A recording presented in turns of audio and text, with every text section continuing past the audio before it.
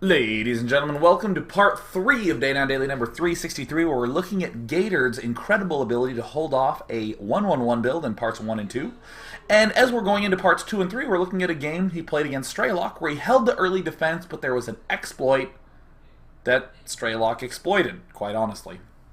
However, one of my friends outside, as I went to get water in the break, asked me the following: Sean, if you're a pizza delivery guy, when you deliver the pizza, would you rather have a tip or a cake?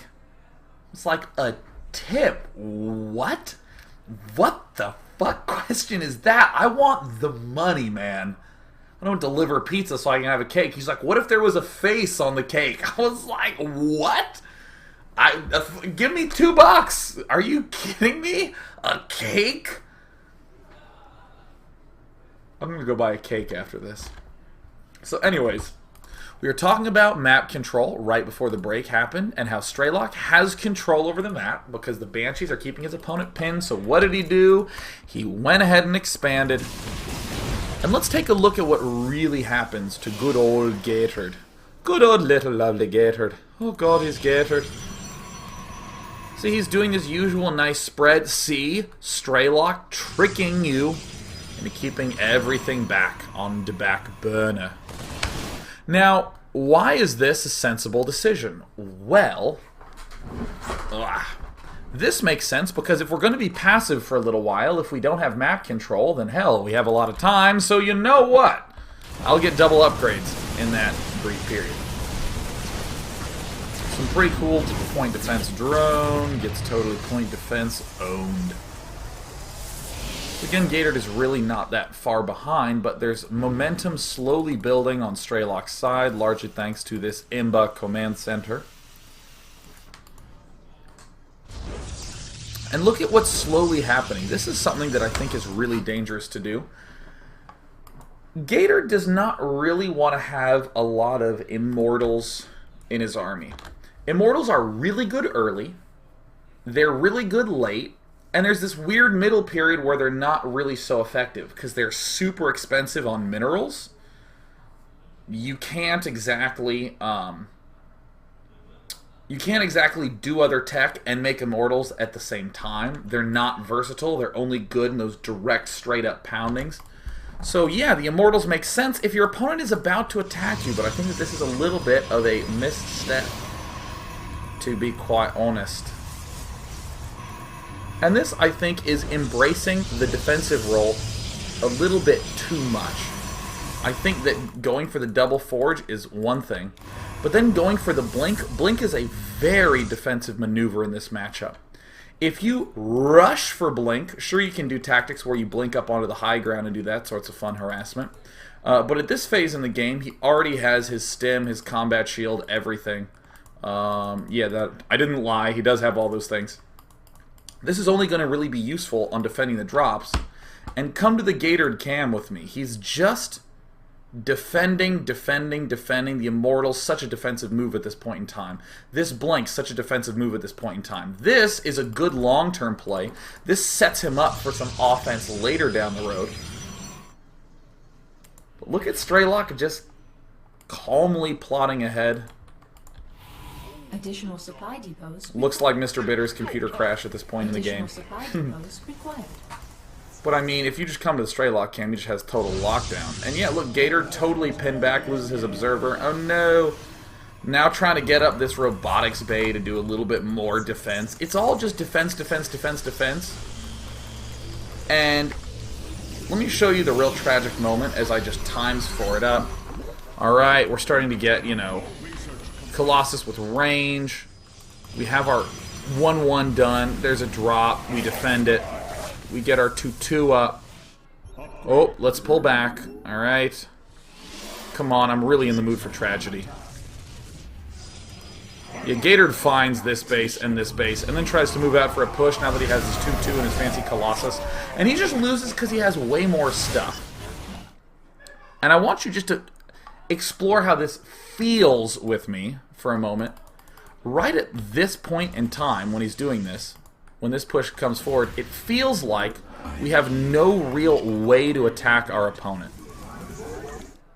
We have no window of timing to attack. Sure, just as a general rule, from the time this builds to the time you actually have some Colossus ready to go is about 3.5 minutes, because you actually have to get the range as well. It really sucks. And I mean, obviously the supply is getting increasingly huge, but it's the feeling, or the difference between the supply is getting increasingly huge. But what I really want to emphasize is that feeling of, wow, I'm really not putting pressure on my opponent. Because when you come to the 17-minute mark and you have not really gotten to do much, and you pull back, and you do an engagement like this tragic one. Oh god, it's just so depressing to see every time. When this happens, and the Ghost EMPs go off, and the point defense drones are there, and your life's terrible, it's so easy to come back to this very moment. To come back to this moment and to say something like, maybe I shouldn't have gotten the Robo. Maybe this should have been Charge instead of Blink. Maybe this, maybe that, maybe I should be expanding right now. But what I want to encourage you to do is to come back to some time like this, right after you have held off that harassment. What decision can you then make to improve upon your gameplay? It can be something simple like building pylons here to help put pressure back on this. Like you heard me say it before, I think that this double forge move that Gatored does is great. He's defended, he's realizing he's pinned, so let me get myself some upgrades so I, at the very least, am starting on a really huge army. A really powerful late game army. But combine it with something like the Warp Prism, which is basically just 2 pylons. You can start building pylons down here early. You can aggressively scout and have a plan for how to deal with this stuff. But as we saw in parts 1 and 2, Gatored held off that early pressure and then held off the follow-up pressure brilliantly. And in this game, Gatored would have held off follow-up pressure brilliantly. But the big exploit that all good players will use is, oh, you're on defense mode? I'll just expand again. And this is a pretty damn safe expansion. Even if this is attacked and is forced to cancel, Straylock is by no means dead. This is just great. This is just really, really, really great. I mean, hell, he just lifts it back off and floats it off somewhere else. Yeah, I mean, it's just like easy peasy. Hell, if he moves out and tries to kill it, then the medevac drops are going to be much stronger. So again, I felt like this was starting to get there, but right now I'm just kind of like, we're not putting pressure on the opponent. We're really not putting pressure on him. This is good. Or maybe we getting ready to set up a third. I mean, hell, you can gladly accept this, and if you see it, say, well, sweet, I'm going to expand immediately when I see that. And it's even okay to do that and to build these Immortals, but like, building the Immortals and then going for the Twilight Council, this delays us by so much. This is no pressure while this is being built and Blink is being researched. When we move forward, and this moment where this is going down, and we have the range being researched from that, it ends up being a big problem. But Gatored's really good. He ended up getting top 4 at the tournament, where there was a huge old slew of Koreans taking down Koreans left and right. Watcha, watcha, watcha, watcha. Even took down Straylock in the group stages. Although Gatored lost that game, he ended up winning against Straylock in a BO fill in the blank. So what I'm going to do is just take some questions, and because I budgeted my time properly for this daily, it's 7:55, and I am in good condition to take a good 6, 7, 8 minutes of questions. Yes! Yeah! So of course the question grabber works as build, you say Dear Day 9, and that's how it grabs it. Yeah. So, Glytherin says, Dear Day 9, wouldn't a kind of early forge be useful for emergency cannons, but more importantly, upgrades for the later game if you fear an early Banshee attack / 1-1-1 strategy? Or would that forge use up money you need to spend on important gateways? That, I think, is... I feel like Glytherin answered a good chunk of the question right there, that one gateway is one... one cannon is one gateway. Man, I started that sentence bad and continued to go worse and worse. One cannon is one gateway, literally cost for cost. And what's the problem with the cannon? If we completely ignore the exact money it costs and whether it integrates with the forge. The problem with the cannon is the following. If you spend money on the cannon, it helps defend against an attack if it comes. And your opponent will see that and go, sweet, I guess I just won't attack and I'll expand. The cannon is the ultimate form of passivity. And I think that later down the road, like once you have 3 or 4 bases, building the cannons won't end up being passivity, because you're getting like, 2,500 minerals a minute, and building like 4 cannons to cover a side of your base that's getting dropped a lot. That's great. That allows you to do huge aggression. Actually, that might be an aggressive move, building cannons, so that way you can take all your stuff to attack. But at this point in the game, I would say it's pretty much too early. I actually very much so struggle to think of any good use of early cannons against a Terran. Alright, cool. So Strafe says, Dear Day 9, you said that the biggest mistake Protosses are making is constantly warping in units. Let me just slightly reword that phrase. Day 9, you said the biggest mistake is warp gates that are constantly building units. I want to state it like that because I want the emphasis to be on the fact that the gateway is never inactive. Each individual warp gate is constantly building. Because constantly warping in units can just be slightly misconstrued. So just to be ultra precise, want to put it in that box. But of course, Strafe knows what he means. But if we stop doing this, won't our minerals always be high? And if they aren't, we won't have minerals to warp in if an attack comes. I think that the important thing to note is not to come to the opposite end of the extreme, because what I said was I think the biggest mistake people are making is constantly warping in units. What I don't want people to do is say, well, does that mean I should never warp in my warp gates unless he's coming to attack? Absolutely not. But you should do something like, all right, I'm going to do a round of warp-ins, and then I'm going to wait a full minute before I do another round of warp-ins. Or I'm going to do a round of warp-ins, and then with my next money, instead of doing a second warp-in, I'm going to build 3 more gateways and get up to 6. There was actually a great daily. It's one of my favorite dailies I've done. It's OGS MC's PVZ Air style, where I actually went through 7 games of his, where he opened up Air in the Protoss vs. Zerg matchup. Which is, I actually think, my favorite matchup in the game, just for the record. And in that game, it was amazing to see how long MC would go building nothing from his gateways.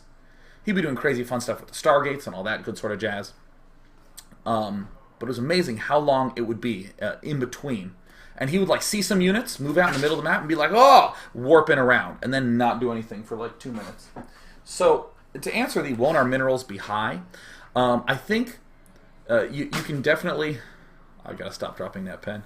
You can definitely do things like constantly having your Robo be active, constantly having your Stargate be active. This is something we see in PvP a lot. The Robo's always building stuff. The gateways are hardly ever building stuff nowadays.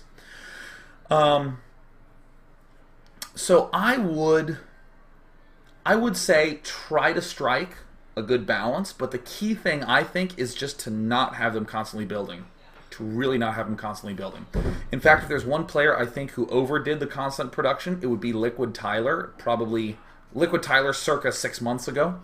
Just constantly building. Perfect timing on the throwdowns, on the gateways. Never missing, never missing. Chrono boosting probes, never missing, never missing. But the problem is when you chrono boost probes, your ability to produce way exceeds your ability to build gateways to catch up. So in other words, with Terran, you can be like building out of 3 barracks, and now build barracks 4 and 5, and now building out of 5 barracks. But for Protoss, it's like building out of 3 gateways. Oh my god, I'm starting to get a lot of money. Build 3, 4, 5 extra gateways, a 6 extra gateway. Your money's still increasing really rapidly. And again, it's because you're chrono boosting those probes. So Protoss actually must, I believe, begin cutting their unit production to begin adding those more gateways. So Npoli says, Day 9, you say constant gateway production is actually incorrect. I feel like incorrect is too strong of a word, but I said, I think, just as strong of a statement as I think it's the biggest mistake players are making. So yeah, I'll stay with it, yeah. Constant gateway production is actually incorrect. Is it therefore also correct to overmake gateways so that your burst of productions are more powerful? Or do you think that you should be just left to chrono usage? Now, this is actually, I think, a very hard question to really deal with because essentially what I'm proposing is sort of redefining the way that one should deal with production paradigms. You know, it used to be, well, you can support 6 gateways on 2 bases, so 6 gateways is what you should have. Because you're assumed to be constantly building out of them. But now maybe it might slowly turn into something where the usual amount of gateways is something like 10 gateways on 2 bases. Because of how warp-ins go, that you can do this sort of harassment. Warp prism in 10 units, pull back. You have a pylon, that base needs defending. You can warp in up to 10 units to be able to defend it instantly. Protoss very much so feels like the ninja race. So I currently am actively experimenting with just overmaking. Doing a test where I have something like 45 probes on 2 bases, and I have 3 gas geysers going, and I just try to see how many gateways can I support. All right, let me add on 2 and then just work from that number.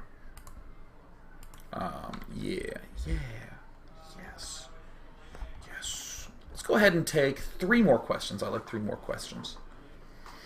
Centaura says, Dear Day 9, what's the best way for a Protoss to harass? It seems like I have always been pushed to defend. What I'm seeing more and more is that it is units out of the Stargate and the robotics facility that really define the way a Protoss player plays, and not the warp gates. That the warp gates are the malleable, clay-like aspect of the build. So, I mean, the warp prism harass is really easy. I'm just going to straight up tell you this. I'm just going to give you this Day 9 patented secret. If you see a player go 1 barracks, no gas, then a command center, you should take your expansion and then immediately get a warp prism with 2 stalkers and 2 zealots and just drop the back of his base. And be amazed at how ridiculously feeble that Terran player seems. Sure, he'll be able to defend, and sure, he'll be repelled and have to pull back, but you will be amazed at just how easy it is against that specific style, because he won't quite have stim yet. He'll have some ground units. He won't really want to make turrets. My God, you can really mess with him hard. So that sort of things are becoming increasingly cool. The Warp Prism, I just think, is so awesome. Another great technique, build pylons out in the middle of the map way earlier. And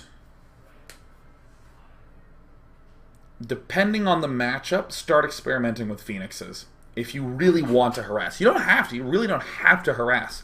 I threw out the Warp Prism one because it's just so easy. I remember I tried it 1 game, and it worked out brilliantly. And I was like, whoa, that was way too easy. Why don't more players do that? And now they do. And another cool thing is Blink Stalkers are a really great way to pop up into the main and just smack them up. Yeah.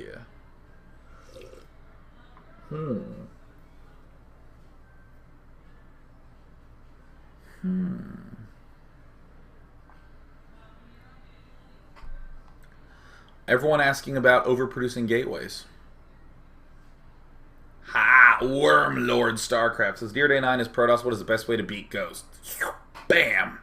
There are about... I feel like there's like 4 different kinds of ghosts. I think 4 is the number that's in my head. There's one kind of ghost, which is the early 3 barracks Marine Marauder ghost push, where they just basically try to land 2 big EMPs and attack you early on. There's things like...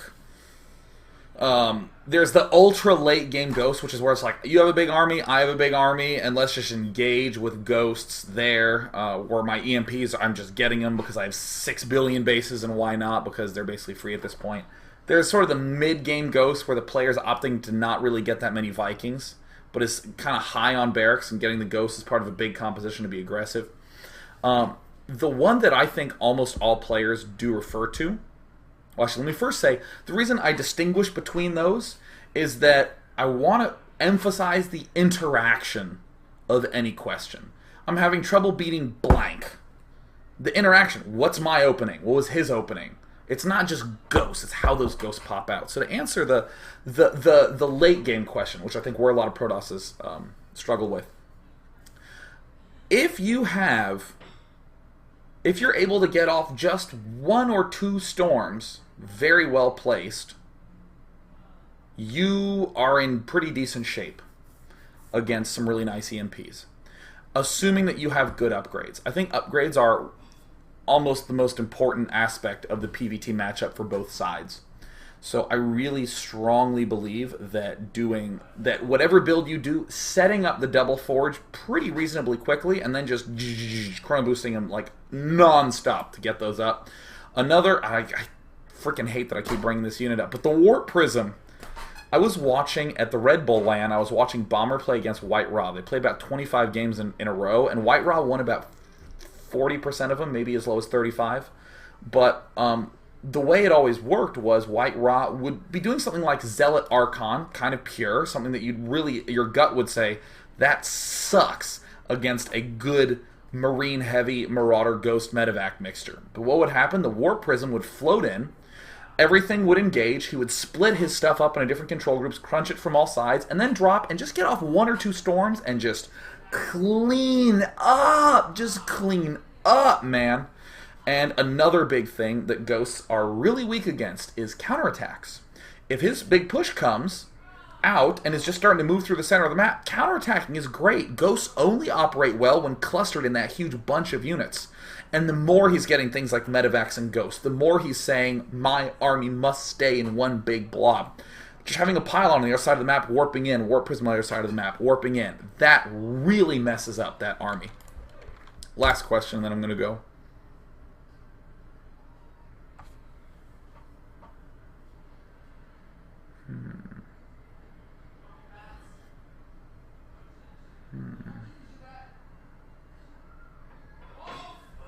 From Xavier MW, Day 9, what unit pisses you off the most?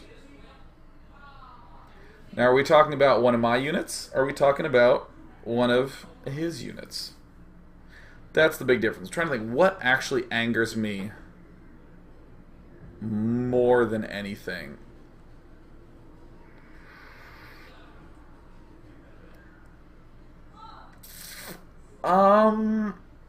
God, I mean, I really hate the Dragoon from StarCraft 1. That was always a really annoying unit. I will say that for me, controlling that unit, I hate more than anything. But I'm going to give a very odd answer. The unit that I hate more than anything is the Roach. That unit enrages me the most. Not because I think it's unfair or because I think it's BS. I mean, there's a lot of easy ways to kill roaches. I mean, hell, you just get some good force fields and the roaches are done. But no matter if I'm playing Protoss or Terran or Zerg that day, if I lose to a lot of roaches, it means that I did something really wrong. Like my macro slipped really hard, or my build order just really sucks. Because there is nothing clever about a roach. It's just a big unit that deals a lot of damage and has no range, so it has to be like nuzzling you while it spews its acid saliva. There's nothing clever about a roach ever. It's just like, oh yeah, he waltzed in and just killed me because I didn't have anything because I'm awful. And I honestly kind of think that maybe that's a useful statement to say. If your strategy loses to a lot of roaches at any point, it definitely has a huge leak. And with that, I'm going to go get myself a freaking incredible dinner. And I think you should have a great day. Bye! See ya!